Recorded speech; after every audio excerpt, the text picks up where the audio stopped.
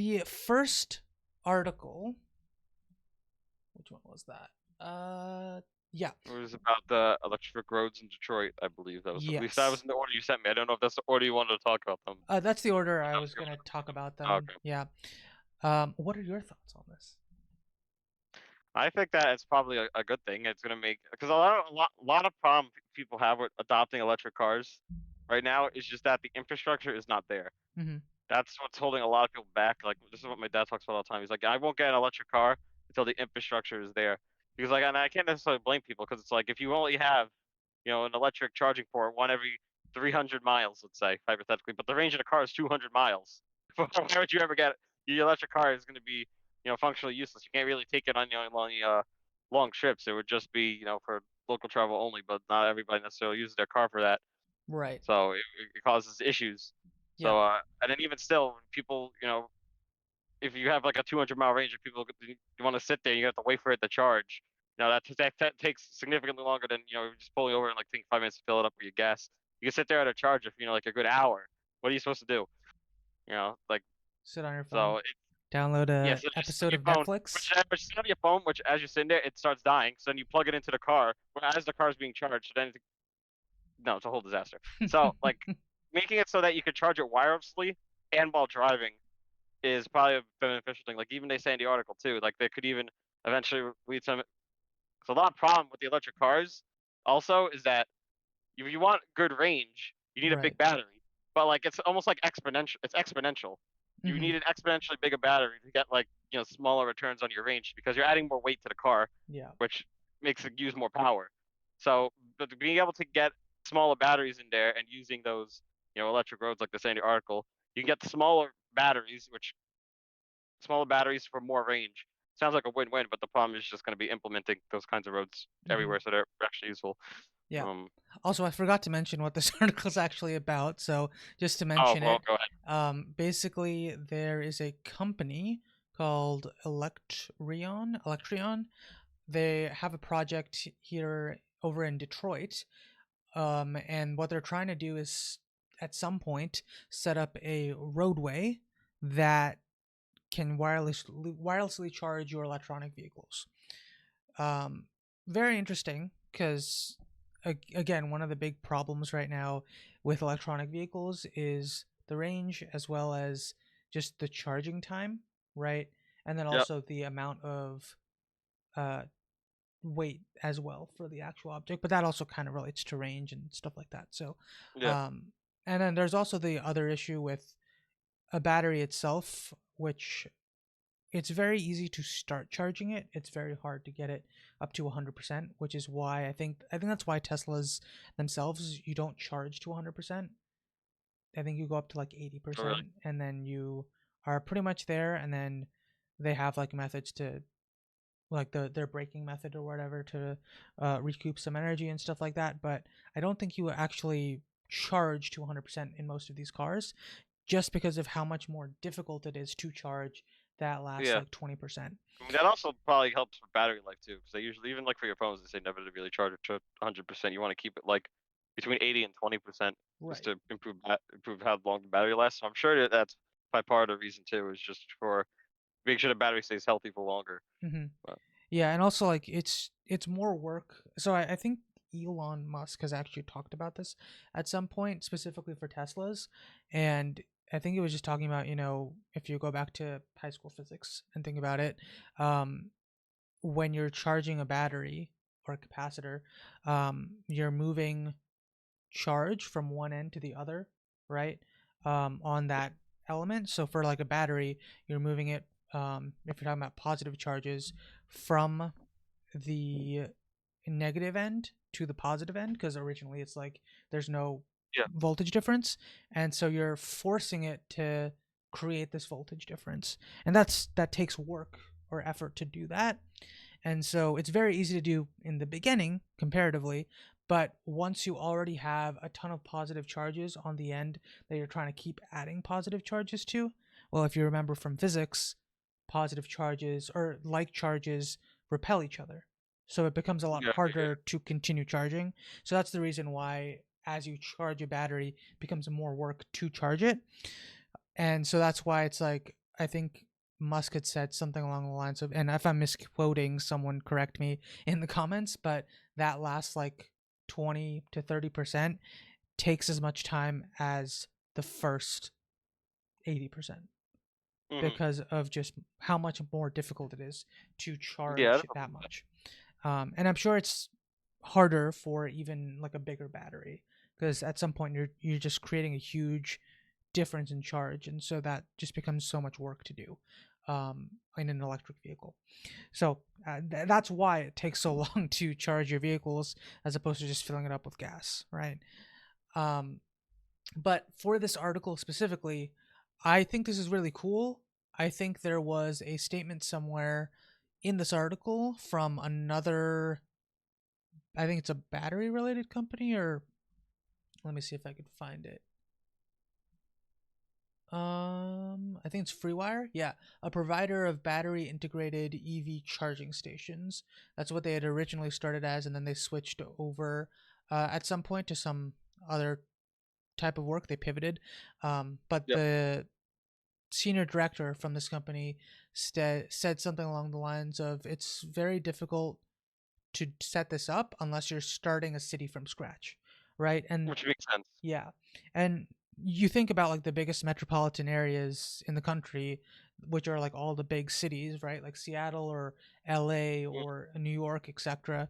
Um, all of these areas are very busy, and part of that busyness is traffic of vehicles. And yeah, so practically like even if you think about New York City or just New York in general, like there's always construction going on, but the amount of work it would take to like reroute all of that traffic for however long it takes to implement wireless charging is, it's a lot of work. It's tearing up the road, and then it's like implementing this new technology, and then any maintenance that has to go with that, and then on top of that road maintenance, and then trying to do yeah. both of them. It's just a lot of work, and that's my biggest skepticism as well.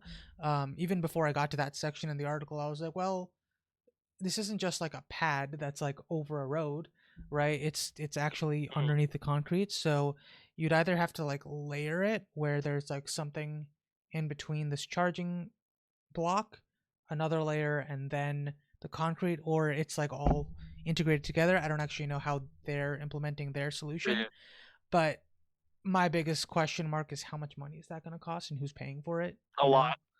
Um, yeah. So unless there's government initiatives, which is possible, but I don't think it's super practical on a large scale. But it's interesting. Like I'm curious to know where the technology is going Yeah, to lead, if that makes sense.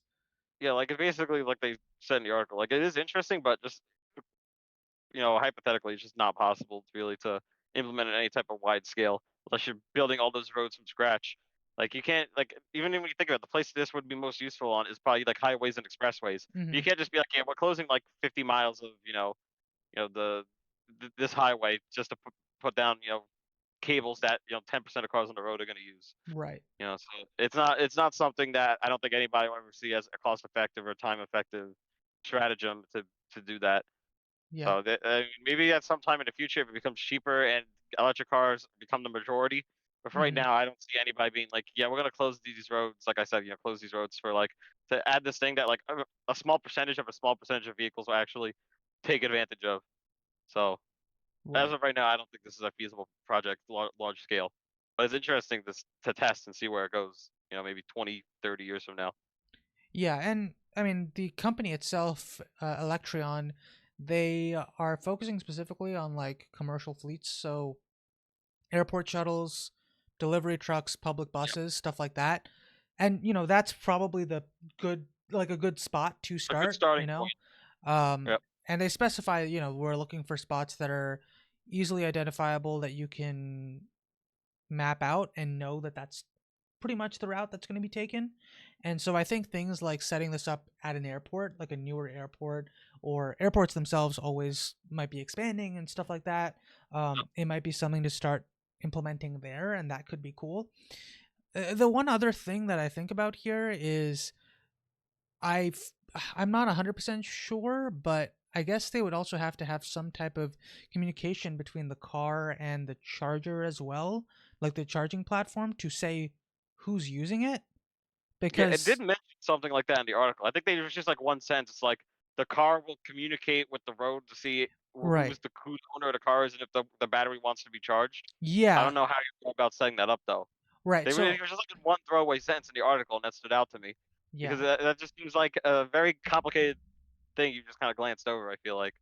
what Uh, I wasn't sure about for that is if they were saying that the receiver on the car is just going to say, "Oh, we're ready to charge. We want to be charged," or whatever because we're low on battery, or if it's saying that the owner of the car, their information actually has to be passed through for payment purposes. oh, I I included it. I'm not 100% sure because otherwise, like, who would be fronting the bill? It would have to be the individual in the car.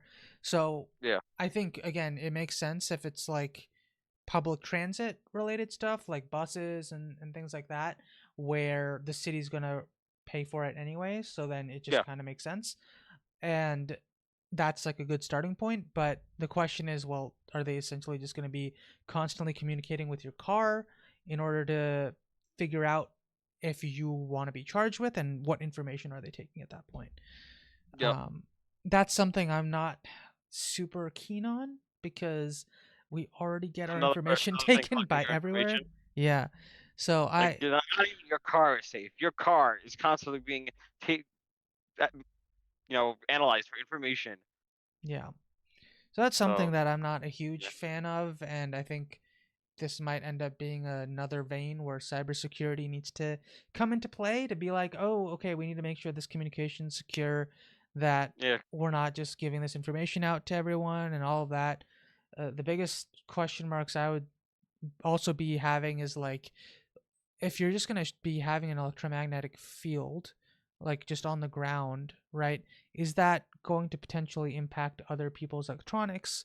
yeah. That's not something I'm super knowledgeable Like, about. every time you So cross the street, your phone just stops working. yeah, um, That would not be cool. I think it would be a like, I don't think it would stop anything from working necessarily, but my curiosity would be like, well, if your phone has wireless charging, would it just charge your phone? Or does it have to be like on the But ground? Like, I don't know. I don't know how this yeah, works. I would have to dig a little bit deeper to understand the actual that'd be wireless pretty easy to charging charge your tech. phone too, though. Yeah, that would be cool. But the wireless charging tech is something I have very little understanding of. The only other Mm, thing that I'm not sure about is when you're charging such a big uh, battery, and also you're doing it along a long strip, people are essentially just walking over a charger. So I just don't know how that impacts people as well. That's yeah, another weird in thing terms of, that like, what do you mean, like electric radiation or something? Like, yeah, like just having I mean, I guess on to some degree we're always being bombarded by waveforms and stuff like that. So yeah, probably minimal I don't think that impact. these waveforms would necessarily be a danger to people, but I Right. don't know. I'm not a radiologist or whatever, A so radiologist, yeah. I don't know. It's just something that went in my brain or went over my head because I was like, I just I don't know, and I kind of want to learn yeah, a little bit more about that as well, uh-huh, because wireless technology on like a platform in your room, I understand that, right? It's a very mhm, small surface area, probably not going to impact you. It's also a phone battery as opposed to a car battery, so less charge, yep, and so that's probably fine. But then when you get on a long roadway, it's like this whole roadway is just a giant charger now. So like, how exactly mhm, does that work? The other thing is also things like drainage of water and things like that. I don't know if that would impact the the creation or these yeah, this like, how would, device. different stuff on top of a road affect the charging? Like, if a road's covered in, like, snow, Yeah. would that affect your ability to charge versus it being, covered in rain or covered in ice or Hmm. whatever? Yeah, that, and also There's a lot of variables that this article doesn't go into detail trying to explain. yeah. I mean, it makes sense though. This is still in early stages, but along that same lines, I'm thinking like if you have cracks in the road, right, and Mhm, water permeates across the actual device that's the charger, Yeah, right? yeah, yeah. What impact is that going to have? I mean, I'm sure the cables are going to be insulated and all of that, but what is the Like a worst pothole in the case? road, how does that affect the charging? Yeah, yeah. What's the worst case that's gonna happen if like there's a short somewhere? Like, what does that do? Yeah. Stuff like that would Mhm. be things I'm curious about because I don't have a lot of exposure to this. I don't use wireless charging. I don't even know. My phone might have wireless charging capabilities, but I don't think I've ever I don't used know it. if my phone does, but, Um, it doesn't matter because usually for a lot of those things, I feel like you have to take off the case anyway, and that was too much effort, so I just plug it in. yeah, yeah. That's the dumbest part though. But if they can get wireless charging just driving through your car, I mean that would be cool. I just want to know what the other implications of that are on like security, Yep. safety, and like privacy. Those are the main things, you know. Mhm. And then also who's paying for it, what's it's going to cost, all of that. Because I mean, it's probably just going to be taxes, I guess. If it's like even if it's like a private company doing it, I think this is something that would be Yeah, if you're on subsidized a by the road government. system, well, not or some type of government would get involved. Yeah, Be like, yeah, we'll give you money to, implement update our infrastructure or whatever. Go hmm, ahead, go crazy. yeah. And you're like, Yeah, and then the other thing would be like, would this end up being like another situation with like the MTA, where it's one company because of all of the infrastructure concerns? mm, Because you can't have like 10 different companies designing their own electromagnetic chargers, yep. right? And then just being like, oh, they all just have to be stacked next to each other on the same road. That's just not possible. There's not enough Yeah, road. you'd have to have one person, one company in charge of the whole thing, Yeah, I'd imagine. which I don't love the idea of that. I'm not a huge fan of monopolies, but it is what I it don't think is. anybody is. Yeah. But so I mean, I think it's interesting. I guess we'll potentially hear about this again once they actually set everything up in Detroit. But I'm Mhm. curious to see where this goes. Also, it does seem like they're not the only company that is doing this, right? There are other companies that also seem to Yeah, be no, it seems like it looking is into a this now. market that people are investing in. Yeah, which makes So, sense. The one of the biggest concerns is how long it takes to charge your stupid car. Who wants to waste all their time doing that? yeah, And then like I was obviously talking about range. before, it's like really the things holding back electric cars are how long it takes to charge and the lack of infrastructure for your range. Right. Can't really not like you can do like, a 6-hour drive on those things. Yeah. It's because you might get into an area where there's just, no electric chargers anywhere near you, and what do you do? Mhm. It's not like you can stop somebody on the road and be like, "Do you have a tank of gas I could borrow?" Like, or go to a gas station, get like a tank of gas, and bring it back. Can't do that. What are you gonna tell them? Come back with an outlet?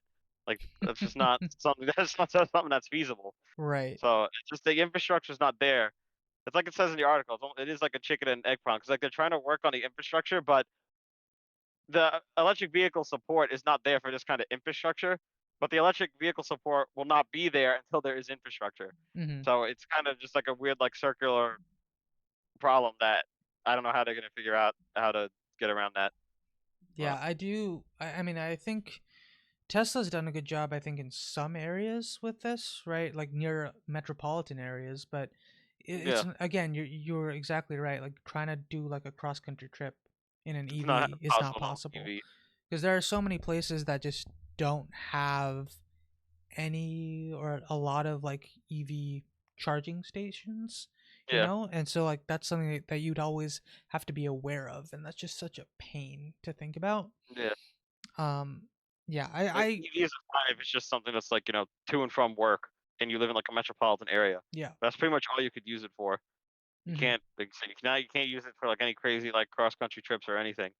You can't guarantee that the infrastructure will be there. You can guarantee that there will be gas stations. You can't guarantee there'll be EV charging places. right, So that's what people are just gonna go with a gas car 99% of the time. yeah. And then again, I think another big thing with people, I don't know if a lot of people think this way right now, but like I think people have become less interested in subscription based models because there's too many of them now.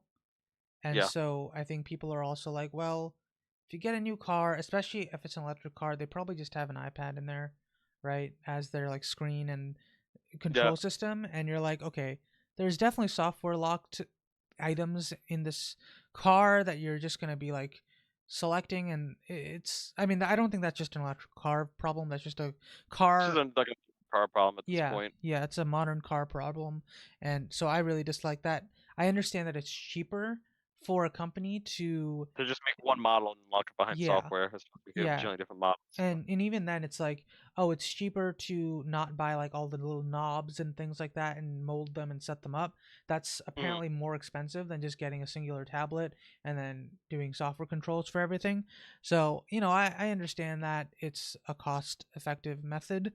However, it's kind of stupid that you can't just, like, I don't know if it's just, maybe it's just Tesla, but I'm sure there are others where you buy a car, you set its like settings for like what items you've purchased, and then you can't change it afterwards, and that to me is the dumbest thing in the world. So I Mhm. just think that that's like kind of stupid.